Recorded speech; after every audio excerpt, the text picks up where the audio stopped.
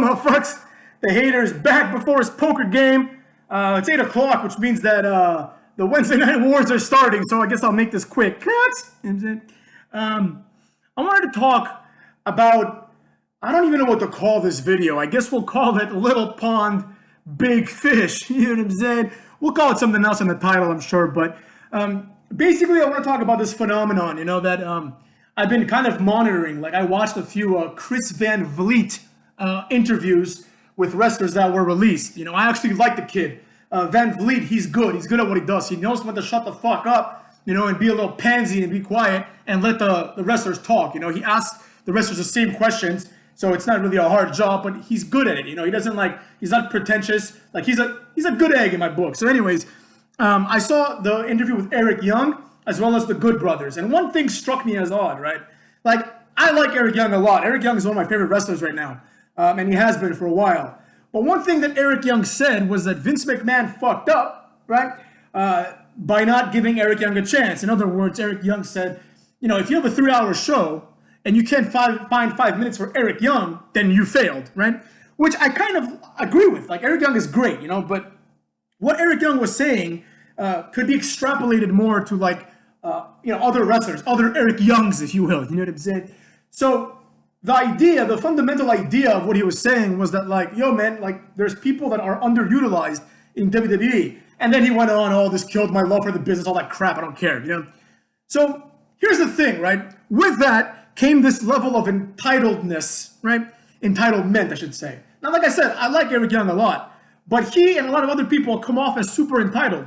And Eric Young explained, he was like, yo, I've been working 20 years, on developing this character, only for it to mean nothing when I go to WWE where I'm just another guy, right? And it got me thinking, it's like, dude, there's a fundamental error here of logic, right? There's a Eric Young centricity going on with what he was saying. And there's a Good Brothers centricity from what the Good Brothers were saying, right? Like, every wrestler talks as if they're there and everything else just revolves around them, right? But the facts of the matter are what they are, right?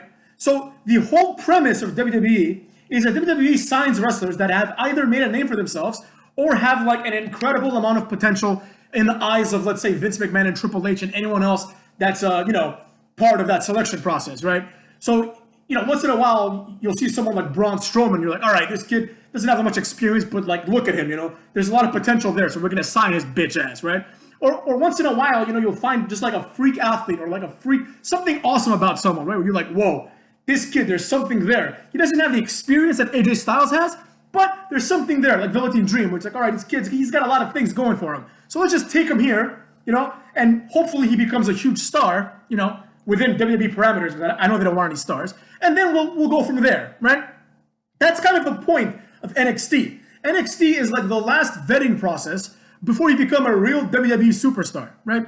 And NXT, by virtue of what I just said, is a place where a lot of big fish, right, end up in a very small pond. But the way that the pond is structured is that there's going to be a lot of big fish, and they're all going to be given a chance here and there, right, in order to determine which one of these big fish is best, so then they can move that big fish into the big ocean of Monday Night Raw and SmackDown, where they will be a little fish and have to become big again. You understand what I'm saying? So that's kind of the point here, right? Eric Young, the way he spoke was almost as if he's the only one that's been working 20 years to make a name for himself. But so is Samoa Joe, you know what I'm saying? So is Finn Balor and Bobby Roode and all these other guys, right? There's just not enough room for everyone to be a star. And that's kind of the point. That's kind of the point of WWE. They'll hire you, in case you are the one that, they'll take a flyer on you, right? In case you're the one who's the next Daniel Bryan, right? But you might also be the next Elijah Burke. And they're like, all right, you didn't work out. We're going to pay you your contract. You're going to be wrestling on, main event and superstars. And that's going to be it for you, kid. Thanks for trying. You know what I mean? You tried. You just weren't that guy, right? But the problem here is that Eric Young and a lot of other people, I don't want to single out Eric Young. He's just the most recent thing I saw. But let's take, for example, Luke Harper, one gripe that he said and that Eric Young also echoed was there's no creative process in, WWE, right? Where it's Vince tells you, you're going to do this, right? Eric Young explained when he was young, they wanted him to have a surfer gimmick. But unlike Luke Harper, Eric Young said, he's like, I've never surfed in my life, right? But I'll do it. You know what I'm saying? That's my job. I'll do it. I'll pretend I'm a surfer guy, right? Whereas Luke Harper's like, oh, I don't want to do this. I'm actually from Rochester, New York, and I'm very intelligent. Shut the fuck up, you know what I'm saying? Enough of this bullshit. Like, you're like a pedestrian wrestler. Like, there's like a million Luke Harpers. You know, you can go down to your local indie and find 3 Luke Harpers. But the point I'm trying to make is that, like, a lot of them talk about this creative freedom, right? And it got me thinking, it's like, all right, I understand when you're Mr. Brody Lee, right? And you're in whatever CZW, wherever the fuck he came from, and you're like a big deal, you can go to the management and say, hey, I'm a big deal here, motherfucks. I sell a lot of t-shirts. You know, I put some asses in seats. Out of these 300 people you drew in this show, like 100 of them were here for me, right? So therefore, I'd like to have some creative control over my character. And then the promoters, they have to acquiesce. They're like, all right, this guy's the one who's bringing the seats. We have to make him happy, right? This same thing happens in WWE. You understand what I'm saying? Like, if you're Randy Orton or Triple H or The Rock or Undertaker or Stone Cold, you have some say in it. Even if you're like Mark Henry, you know, or Kane, you have some say in it. You're like, hold on a second, Vince. Like, I'm Mark Henry. I've been here 20 years. I know that I have some value to this company because you just offered me a contract extension, right? So can you hear me out? And maybe we'll do what I think is best, right? So the upper echelons, like the elite players, always have creative control. The problem is that Eric Young and Luke Harper, they are used to having creative control in TNA and in CZW, and then they think that for some reason, because they had control in CZW and TNA, that this translates to they should have some creative freedom in WWE, who has been crushing CZW and TNA for decades, right? That's the problem. And it makes me think, it's like, yo, does Sanjay Dutt or Shark Boy, not now, because I know Sanjay Dutt is like, you know, now he's like WWE, but when he was there, he had some creative, like, you know, he was a creative guy, but back in the day when he was just a wrestler, do you think Sanjay Dutt and Shark Boy had any say what was going to happen with their characters? No, of course not, because they're Shark Boy and Sanjay Dutt. Nobody gives a fuck about their opinion. You're going to go out there, you're going to get Angle slammed, Angle's going to put the ankle lock on you, you're going to tap out, Shark Boy. That's your purpose here. So Shark Boy didn't go to Dixie and say, hey, listen, Dixie, I'm Shark Boy, and I have opinions on what I should be. If he did, Hulk Hogan said, Shark Boy, you can't even sell out a flea market, you know, just like Billy Kidman. You can't even sell out a flea market. So you're going to listen to what we're going to tell you to do. You're going to go out there, a beast is going to black hole slam you, and that's going to be it. You know what I mean? That's your purpose, right? But the people that had control, like Eric Young eventually, Bobby Roode, obviously Angle and Hogan and these guys, right? They think that this translates to just having direct control everywhere they go, right? If Shark Boy were to move down to, like, I don't know, let's say Maryland Championship Wrestling, motherfuckers, I'm sure Shark Boy could kind of dictate what he's going to do. It's like, well, wait a second, no one here is famous. I'm at least Shark Boy, so I'd like to become the mid-card champion, right? And then the promoters might acquiesce them. They might be like, oh, okay, fine. You know what I'm saying? Like, we don't have anybody worthwhile, so you can be mid-card champion. That's how you see people like Billy Gunn going to like some indie fed in like Milwaukee and he becomes their champion. You know what I mean? Because in the very small pond of the Milwaukee independent scene, Billy Gunn is the big fish. So he can go there and say, I'm going to be champion of this place. And they're like, oh, okay, you're a known name. You might draw, you know, some crowds, so we're going to make you champion, right? But this does not transfer to Billy Gunn going to WWE and being like, I want a main event against Undertaker. It doesn't translate to that, motherfucks. That's not how it works. There's a hierarchy in place, right? And the hierarchy goes with how much can you draw and how special are you, right? So people like Eric Young and Luke Harper, they can come out and be like, well, I want creative control because I had creative control in TNA and it worked there. Well, it worked there for you, but it didn't really work out for the company, right? The company didn't really like excel or start competing with WWE because you did what you wanted to do, right? It felt good to you. And I understand that can be frustrating, you know? When you work 20 years, like Eric Young said, in order to like achieve something, and then someone's like, all right, now you're the same thing as EC3, right? And you're like, well, wait a second. I spent my whole life like differentiating myself from the EC3s of the world, and you group me together. Tough shit. That's how it works, motherfuckers. But the idea, the ego involved, where these people come out and they have this philosophy where, you know, they say to themselves, I'm going to now stand out, and I want creative control in this company because I had it in this other company, just does not take into account their small fishness in this new big pond, right? That's why NXT, Eric Young, and a lot of people have had a lot of good things to say about NXT, because NXT is the place where you test this shit out. You know, where you work in conjunction with, let's say, Triple H, or when he was alive, Dusty Rhodes, and you come up with an idea, a character, and you're like, all right, let's see if it gets over in NXT. And if it gets over in NXT, all right, then you get called up to the main roster. And then it's not over yet, motherfuckers. You have to now get over in the main roster. Your work wasn't done because you got over in the NXT crowd full of neckbeards who will cheer for anything. No, we have to see how marketable are you, right? That's why the people like Triple H, John Cena, these guys have had creative control. It's not like WWE has, there's no creative control whatsoever because Vince McMahon didn't come up with the idea of what The Rock is, or he didn't come up with the mannerisms of Stone Cold or DX, right? There is creative control, right? But you have to earn it, you know? Like the main event guys, the ones who are marketable, who have proven themselves, right, can then get some creative control. Whereas people like Eric Young, who have not proven themselves, do not get any creative control. They, however, get creative control in places where they have proven themselves, right? So it's not like Eric Young just walked into TNA and then everyone was like, what do you think we should do with TNA, Eric? No. First he came in, they're like, all right, you're going to be in a stable with Bobby Roode and Scott D'Amore called Team Canada, which was awesome, right? And you're going to be like the fifth guy there, right? Then eventually, through working hard and standing out, he eventually was able to climb to the top of the company. Now, I understand. He didn't get that same chance in WWE. But it's a frequency and volume issue, right? There's too many people for everyone to get a chance. For every Daniel Bryan, there have to be 10 Eric Youngs. And one thing that I appreciated was that Eric Young said, he's like, there's no problem with being a jobber. He echoed a lot of what I was saying. He's like, yo, that's what I'm going to do. You know what I mean? Like, you're paying me. I'm your employee. I'm going to do what you tell me to do, right? He didn't take it personally, right? He took it professionally, right? And his issue was just, yo, man, I worked so hard for you to just tell me I ain't shit, right? Like, I know I'm good enough. You know what I'm saying? And with him, I agree. He is good enough. But how good is he, right? How good is he? At a certain point, it doesn't matter if you're good in the ring or if you can do comedy wrestling or if you're strong or if you're fast, which he's all of those things, no doubt about it, right? Sometimes the fans want Fandango. Sometimes the fans want two-move Nakamura. You know, like I think Eric Young is 30,000 times better than Nakamura at basically everything there is to do in wrestling. But the fans want Nakamura. So sorry, kid, to main event you go. Which brings me to the Good Brothers, motherfucks. The Good Brothers. I listened to their little podcast, their interview with Chris Van Vliet. And they said some things that I think are noteworthy. Primarily, they said this. I think it was Luke Gallows. He said that they were talking to TNA people or whatever the fuck. They were talking to somebody, right? And they told that somebody, look, we're not here to have 5-star matches, right? We're here to do a 2-suite and put asses in seats, right?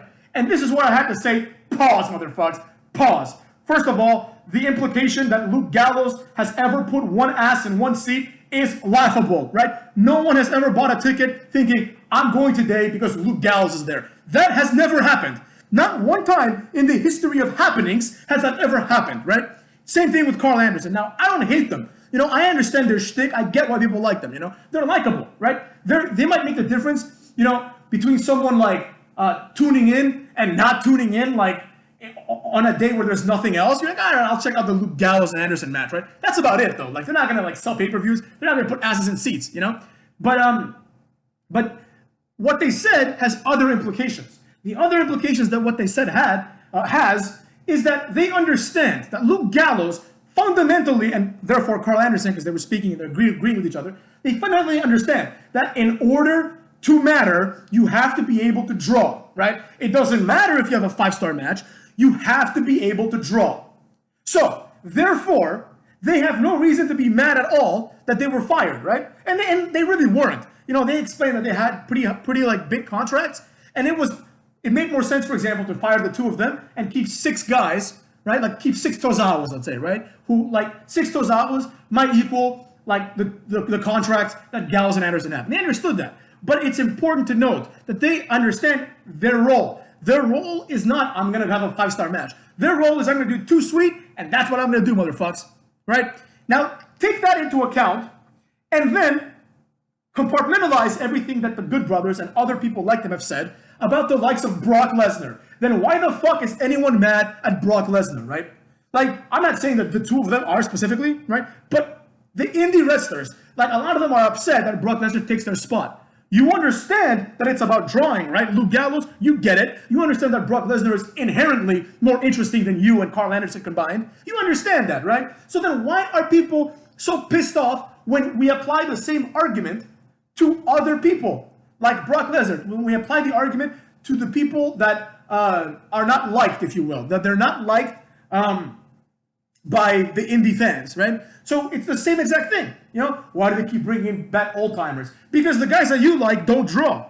And the guys that you like come out on TV and say, now that we're big time, right? Quote unquote, now that we're big time, I don't expect to put in that much work. I'm not gonna give you a 5-star match. I'm gonna do it too sweet. They've become the guys that they hate, right? Again, I'm extrapolating a little bit because for all I know, Gallows and Anderson might be like huge Brock Lesnar fans. They might love Kevin Nash and they might hate, I don't know, fucking Ricochet. Who the fuck knows, right? But you understand what I'm getting at, right? This idea of like people just saying it straight up. I'm here to put asses in seats. I'm not here to wrestle, right? I'm not here to do 30 moves. The people that do 30 moves have to do 30 moves because they're not interesting otherwise. You understand what I'm saying? It's kind of like if anyone here has been watching the Titan Games, motherfucks, hosted by The Rock, which, by the way, it pisses me off because the entire show is just shameless self-promotion for The Rock. It's just him hugging people. Oh, good try. Oh, your husband really did well, hug. Oh, your dad did really well, hug. You know what I'm saying? Just The Rock hugging a bunch of jabrones, you know? But basically, if you've been watching this, you'd know that there's a guy called Will Sutton, right? His gimmick, everyone has a gimmick in that shit now, right? His gimmick is that he's a science teacher, like high school teacher, right? And he's like a country boy, right? Every other person in that show, their gimmick is they lost a loved one, they were in a tragic accident, someone close to them has cancer or some other shit like that. Some other heartbreaking type shit. That's why I want this Will Sutton guy to win. Because his story, his gimmick, is not like some annoying, like, oh, feel bad for me. It's just like, yo, this is who I am, right? But think about what that means, motherfucks. If anyone's been watching it, you could look at someone like Will Sutton and be like, that's a compelling guy to watch in this environment, right? Because he doesn't look very athletic. It's interesting to see how well this guy's gonna do on Titan Games, right? Then they show some jacked dude with a mustache from the army or some shit, right? And I'm like, all right, this guy is a vanilla midget, right? Like, he's not interesting at all. He's just another guy with muscles and a mustache who's gonna do an obstacle course, right? So what do? They have to give him a gimmick. They talk about how his friend died in the war and how he now has a dog, right? They have to insert a gimmick into this guy, right? And it's the same exact thing in wrestling, right? If you're someone that's inherently interesting, like Brock Lesnar, right? You can look at Brock Lesnar and be like, he's interesting, You don't need anything else. You don't need to do 50 moves. You do one move and people mark out, right? Just look at the Royal Rumble with Brock Lesnar just eliminating like 35 dudes, right? That's all you need to do. You need to eliminate 35 dudes, and that's all that matters, right? Same thing. Now, Gallows and Anderson have taken this theory, and they're embracing it themselves, which is good. I have nothing against that motherfucker. But let's not get it twisted. What that means is this, that they and likely other indie guys understand that there is drawing power and then there is in-ring competition. So this idea of WWE Held Me Back can almost always, there are exceptions, right? Like, for example, Eric Young is a perfect one. I think Eric Young could draw. They didn't give him a chance. There are exceptions. But for the most part, if you were let go from WWE, that means that you did not draw one dime. Because unlike what most people think, there are metrics to this, right? They look at like the viewership of main event or superstars or Raw or SmackDown, right? And they see, last week we had this guy. This week we put Eric Young. Not one more viewer was added. Therefore, Eric Young doesn't make a difference. They don't do this in one, they do this over time, right? So when they establish that you don't make a difference, out the door you go. It's not this just subjective thing, right? There's data. There's data science behind this. You know what I'm saying? Viewership data, demographics, all that shit you hear, right? Someone moves the needle, it moves a literal needle that measures viewers. There you go, motherfuckers. And with that, I'm out of here, bitches!